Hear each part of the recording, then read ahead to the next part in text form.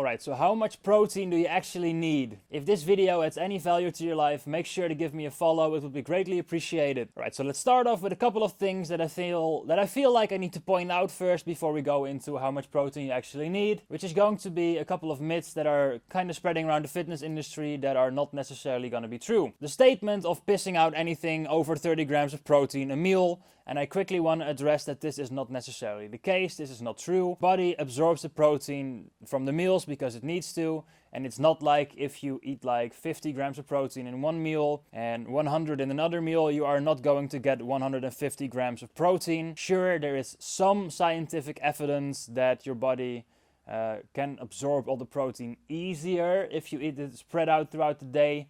But if you can only eat like a couple of big meals throughout the day, don't worry about it. It's not going to ruin your progress. You're gonna be fine. And the second thing I want to address is if you lose everything. So basically, if you lose all your progress, if you don't hit your protein target for a day. The answer is no, you don't. If you need to eat about 200 grams of protein and you get 175 grams of protein, this does not mean your whole day is lost. This only means you did not hit your protein target for a single day.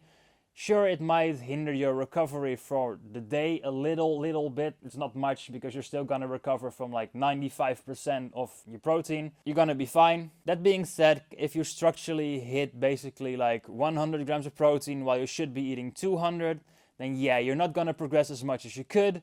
But if it's only a little bit under, it's not like the whole day is lost. So don't worry about this as well. Alright, which brings me to the topic of the video, and that's how much protein do you then actually need to eat in a single day. If you're an endurance athlete, it's going to be a little bit more, funnily enough. So yeah, then it's going to be around 1.8 to 2 grams of protein per kilogram of body weight, which basically translates to about 1.2 grams per pound of body weight. And if you're like a strongman, bodybuilder, powerlifter, the whole 9 yards, then about 1.6 grams per kilogram of body weight or 1 gram per pound of body weight will do the trick. If this is the amount of protein you're hitting, then you're gonna recover optimally, because this is what's called a high protein diet. For people that work out a lot and want to grow their muscles, this is the most effective way to eat, basically, because your protein is high, so your body basically has the building blocks to recover from the muscle damage you're putting onto it. And this way, if you eat about like the 1.6 grams per kilogram of body weight or the 1 gram per pound of body weight, you're gonna be good, you're gonna be solid, and you don't need to worry about it.